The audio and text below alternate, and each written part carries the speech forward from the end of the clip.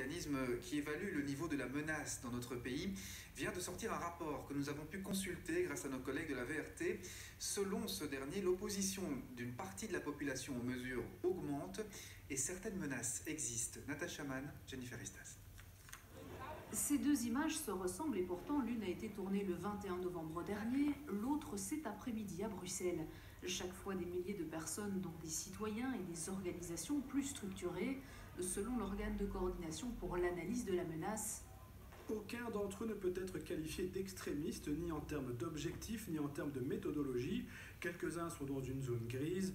Il est au moins plausible que des acteurs d'extrême droite ont tenté de canaliser et d'instrumentaliser cette manifestation.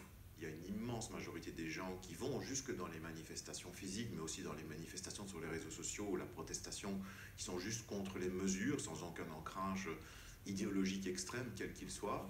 Mais par contre, c'est à la fois un lieu où on peut recruter, se servir finalement de ce contexte comme un produit d'appel pour des idéologies d'extrême droite qui vont venir donner des explications simples et séduisantes à ce mal-être des gens.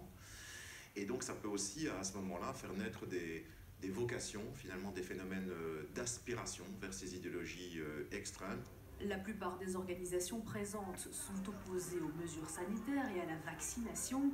Selon l'OCAM, ce sont les réseaux sociaux et Internet qui sont en partie responsables. Ces manifestants entrent dans une bulle idéologique dans laquelle ils ne reçoivent que des informations qui confirment et renforcent leur vision du monde. La désinformation, les fausses nouvelles et les théories du complot circulent avec empressement dans la majorité de ces groupes. Ça va permettre de rencontrer une communauté dans laquelle on va se sentir important et plus fort. Et donc les réseaux sociaux jouent un rôle, comme une manifestation physique peut le faire. Et ça, c'est quelque chose qu'on connaît dans les processus de radicalisation. Impossible de prévoir l'évolution de ces manifestations vers des processus de radicalisation ou des expressions de violence. Beaucoup de citoyens espéraient retrouver leur liberté. La résurgence du virus et les nouvelles mesures renforcent leur rejet. L'OCAM a reçu une douzaine de menaces contre des politiciens ou des scientifiques en 2021. Une éventuelle obligation vaccinale pourrait aggraver la situation. La politique et le PTB qui s'est doté d'un nouveau